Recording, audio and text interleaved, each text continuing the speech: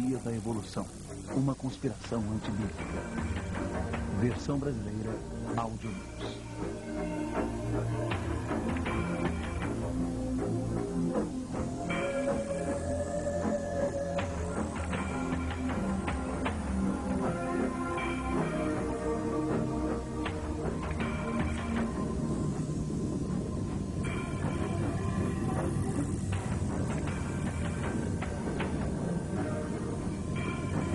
A controvertida pergunta de como a vida começou vem intrigando a humanidade há milhares de anos. Há duas escolas de pensamento. Uma ideia é a de que Deus é o criador da natureza, o criador e o governante do universo que criou cada espécie de vida existente na Terra com uma intenção deliberada. Tal ideia é conhecida como a ciência da criação ou o aparecimento repentino. Uma ideia oposta, predominante na sociedade atual e na comunidade científica, é conhecida como evolução. Ela afirma que a matéria inorgânica se transformou em vida de forma não intencional e foi se desenvolvendo com o tempo. Formas unicelulares progrediram para formar estruturas mais complexas, pluricelulares, resultando no desenvolvimento definitivo do homem. Os princípios da evolução influenciam todos os aspectos de nossa sociedade. Em todo o mundo, museus famosos apresentam perspectivas evolucionárias. Parques nacionais e monumentos históricos se tornaram locais de exibições de informações evolucionárias. Revistas científicas, publicações geográficas e de história natural, livros infantis e programas de televisão apresentam a evolução ao público como um fato. Muitos dos filmes mais populares de hoje, parques de diversões e até mesmo seriais matinais, promovem ideias evolutivas para um público ávido. Livros, textos que desenvolvem teorias evolucionistas são leituras compulsórias para alunos de escolas públicas de primeiro grau, faculdades e universidades. A evolução se tornou o fundamento para a maioria das disciplinas científicas, incluindo a paleontologia, geologia, biologia e astronomia. O objetivo de muitos cientistas é o de eliminar explicações sobrenaturais e fornecer respostas naturalistas. Consequentemente, muitos têm que rejeitar a intervenção sobrenatural de Deus e a criação milagrosa. Carol Matriciana, nascida e criada na Índia, é a autora de Deuses da Nova Era e coautora do livro A Conspiração da Evolução, um salto quântico para a nova era. Há alguns cientistas que acreditam num Deus criador. A maioria acredita na evolução física, o que quer dizer que as formas de vida se tornem mais complicadas com o tempo. Muitos desses cientistas descartam que exista qualquer evolução espiritual em processo. No entanto, há um número cada vez mais crescente deles que, persuadidos pelas ideias populares na atualidade, que seria o movimento da nova era, e que estão utilizando a ideia de evolução biológica como um trampolim para a evolução espiritual. Muitos profetizam um desenvolvimento alegando que o próximo estágio da evolução do homem será em termos espirituais. Um salto quântico da evolução biológica para uma emergência mística. Eu acho que o homem está se desenvolvendo para um estágio de maior percepção, maior consciência, de uma vibração maior. E acho que a melhor representação que temos do movimento do homem nessa direção é o que acontece no movimento da consciência, no movimento Nova Era. A evolução está ocorrendo o tempo todo. Muitas pessoas acreditam, e eu creio, que o propósito da vida seja crescer, e que crescemos o mais que podemos a cada vida. É claro que acreditamos na reencarnação. As ideias paralelas de reencarnação e de evolução sempre estiveram proximamente ligadas às crenças de muitas religiões pagãs existentes no mundo.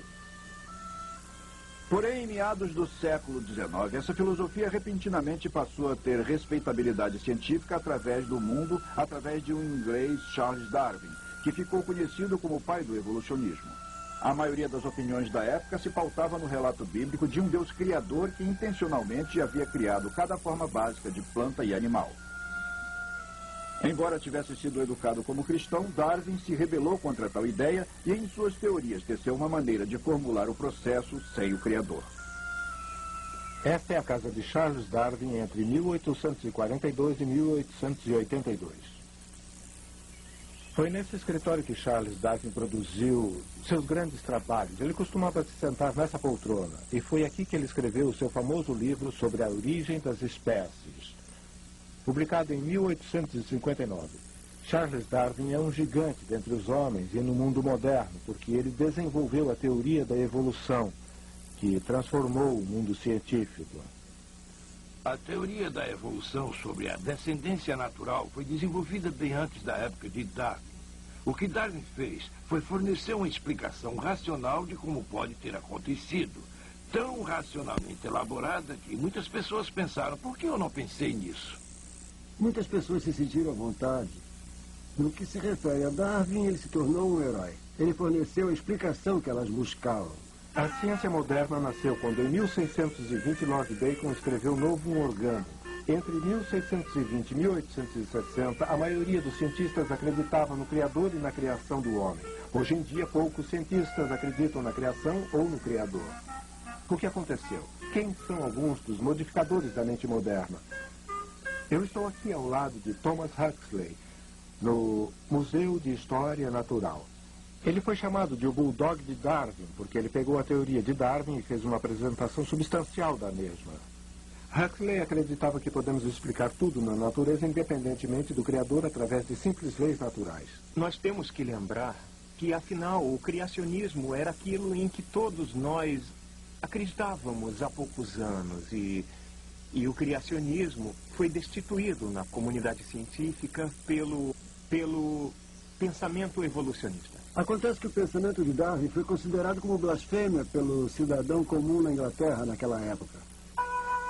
Karl Marx, ateu e criador do comunismo, ficou encantado em encontrar um racionalismo científico na teoria da evolução que ele alega ter dado validade à sua nova filosofia. Marx admirava Darwin e os dois se comunicavam através de correspondência. Em agradecimento, Marx até tentou dedicar sua grande obra ateia, O Capital, a Darwin. Havia comentários na época, e Karl Marx era um deles, que viam a teoria de Darwin fornecendo credibilidade científica ao que previamente era uma mera filosofia. A filosofia do socialismo, a filosofia do comunismo, todas se tornaram cientificamente acreditadas com a teoria de Darwin. Roger Oakland é um ex-evolucionista, professor de biologia e coautor do livro A Conspiração da Evolução, um salto quântico para a nova era. Quando o comunismo tomou conta da província de Yulin, na China, a população inteira foi forçada a assistir aulas de propaganda comunista. A primeira lição não era dada com palavras de sabedoria de Lenin ou de Stalin, mas um curso básico sobre a evolução darwiniana. Quando um de meus ex-alunos abraçou o comunismo e foi levado a Moscou para treinamento, o que acha que lhe ensinaram? Lenin, Marx? Não.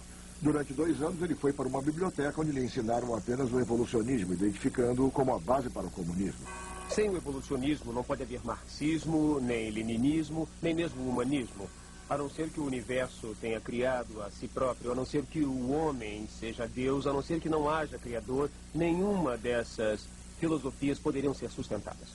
As pessoas que vislumbraram o conceito da evolução, começando por Charles Darwin, e até mesmo antes dele, surgiram com a ideia que começa com o vácuo.